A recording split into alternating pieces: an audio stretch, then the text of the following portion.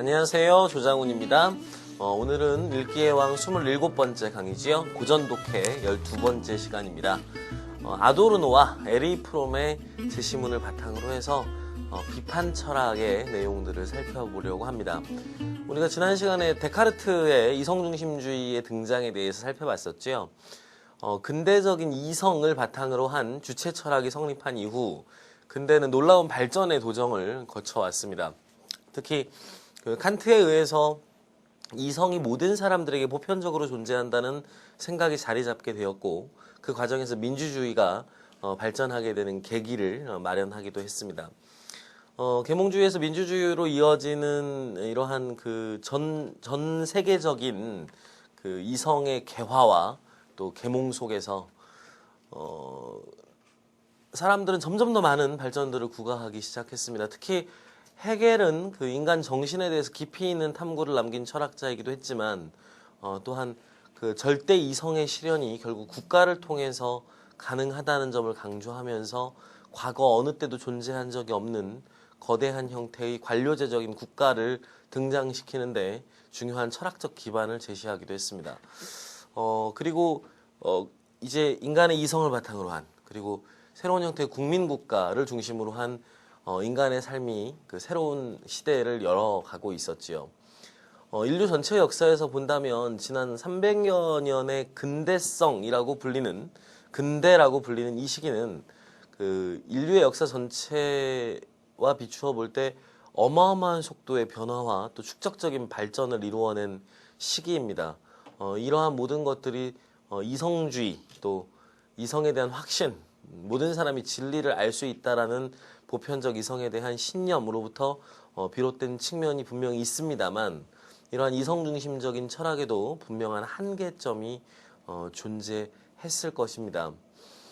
특히나 이제 아도르노의 시대에 우리가 주목해야 할 것은 이성이라고 하는 것에 대한 전면적인 의심이 시작되었다는 점이지요. 아도르노는 유태인의 피를 받은 사람이기도 한데요. 그 스스로가 독일에서 공부를 하다가 결국에는 나치를 피해서 미국으로 건너가서 미국의 콜롬비아 대학에서 수학을 했던 인물입니다. 사실 그 이전에는 이제 미학과 또 음악사회학 등의 예술적 분야에 많은 관심을 두고 있던 아도르노가 사회과학적인 요소들을 공부하기 시작하면서 사회사상으로 자신의 사상을 변화시켜 나가게 된 계기도 2차 세계대전을 통해서였을 것입니다. 바로 이러한 아도르노의 변화는 아도르노의 학문적인 동지이자 또 그와 함께 많은 책을 함께 저술하기도 했던 호르카이머와 함께 이루어졌는데요. 이 두에 의해서 함께 쓰여진 계몽의 변증법은 근대 이성의 한계를 직시하고 또 이성의 한계를 극복할 수 있는 대안을 모색하고자 했던 최초의 시도로서, 그리고 진정한 계몽의 의미가 결코 완성되지 않고 끊임없이 반복되어야 한다는 것을 강조했던 하나의 새로운 형태의 근대성의 의미를 재조명했다는 점에서 여러 가지 의미 부여가 되고 있고 또 가치 평가가 되고 있는 철학자입니다.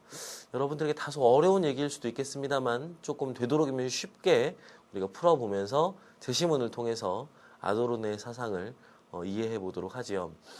또한 중요한 것은 우리가 지금 읽기의 왕 강의지요. 그래서 독해 포인트 강의, 또 유형별 독해 강의 등에서 언급했던 내용들을 잊어버리지 말고 제시문들을 볼 때 함께 적용해 가면서 제시문들의 이해도들을 높여나가는 훈련의 기회로 삼으시기를 바랍니다. 네, 아도르노. 도구적 이성의 지배에 처한 인간의 모습을 직시하다입니다. 사실 우리가 이성이라는 개념에 대해서 좀 생각해 볼 필요가 있는데요. 아도르노는 스스로 아주 구체적인 개념 정리나 도식화를 통해서 자신의 견해를 정리하고자 했던 사람은 아닙니다.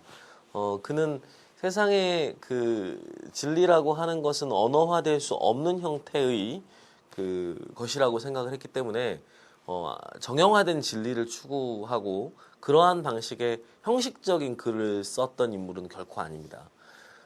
때문에 아도르노의 글을 이렇게 형식적으로 정리를 한다는 건 다소 좀 어폐가 있겠습니다만, 우리가 그가 제시했던 내용들을 중심으로 해서 좀 개념 정리를 해서 여러분들이 좀 이해하기 접근하기 좋게 정리를 해보자면 아도르노는 이성의 두 가지 측면에 주목을 했던 것으로 보입니다. 일단 첫 번째는 이성이라고 하는 것이 사실 데카르트에게 있어서도 나는 생각한다, 나는 존재한다 라고 하는 코기토 명제로부터 출발하여 내가 어떤 존재인지를 고민하고 내가 누구인지를 고민하는 이성이 있었죠. 바로 이런 존재론적 이성이 데카르트에게도 있었습니다. 그런데 이거를 좀 다른 말로 보면 나는 누구이며 나는 어떤 존재이고 또 어떻게 살아가야 하는가라는 판단을 하기 위해서는 그 나의 가치 판단 또 내가 만나는 세상의 일들에 대한 가치 판단이 있어야 합니다. 그렇죠. 이 가치 판단을 통해서만 우리는 목적을 정할 수 있기 때문입니다. 우리가 지난번 강의에서 여부류의 여시춘추를 본 적이 있었지요. 거기에서 우리가 같은 얘기를 했었습니다만 목적과 수단의 관계를 결정하기 위해서는 그 특정한 가치에 대한 가치 판단을 통해서 하나 더 가치가 있는 것을 목적으로 또 더 가치가 없는 것을 수단으로 이제 생각하는 것이죠. 가치 판단을 통해서 우리는 목적을 결정합니다. 내가 무엇을 해야 되겠구나. 어떤 방향으로 나아가야 되겠구나라는 것이지요. 그래서 이 목적을 이제 결정하게 되는데 이렇게 가치 판단을 통해 목적을 결정하는 이성의 한 측면이 있다는 것입니다. 그것을 목적적 이성이라고 이야기하도록 합시다. 이 목적적 이성은 뭐랄까요? 한목적성하고는 다른 겁니다. 한목적성은 주어진 목적에 부합하는 특성을 추구하는 경향을 한목적성이라고 하는 거죠. 그러니까 목적적 이성이라고 하는 건 스스로가 주어진 목적이 아니라 스스로가 내가 해야 할 것을 결정하는 겁니다. 그렇죠? 이게 바로 목적적인 이성의 측면입니다. 스스로 가치 판단을 하고 목적을 결정하는 이성이 있다는 것이죠. 그리고 또 다른 측면에서는 도구적인 이성이 있을 수 있습니다. 예컨대 우리가 어떤 목적을 반드시 알아야만 우리의 이성이 작동하는 것은 아닙니다. 여러분들이 수학 문제를 풀 때 수학이 어떤 교육 목적으로 풀어야 하는 것인지, 왜 우리가 이런 걸 공부해야 되는지, 이렇게 어려운 걸 우리가 도대체 왜 풀어야 하는 것인지 알고 푸는 건 아니죠. 꼭 모르더라도요, 우리가 문제를 보면, 그리고 여러분들이 논리적으로 사고를 하면 기계적으로 답이 나올 수 있는 것이 또한 수학입니다. 그렇죠? 여러분들은 목적 없이도 어떤 문제를 해결하는데 가장 좋은 방법을, 가장 효율적인 방법을 찾아낼 수 있습니다. 바로 이것이 이성의 도구적인 측면입니다. 그렇죠? 그러니까 물론 이제 벤담 같은 공리주의자는 인간의 행위 목적을 결정하는 것은 이성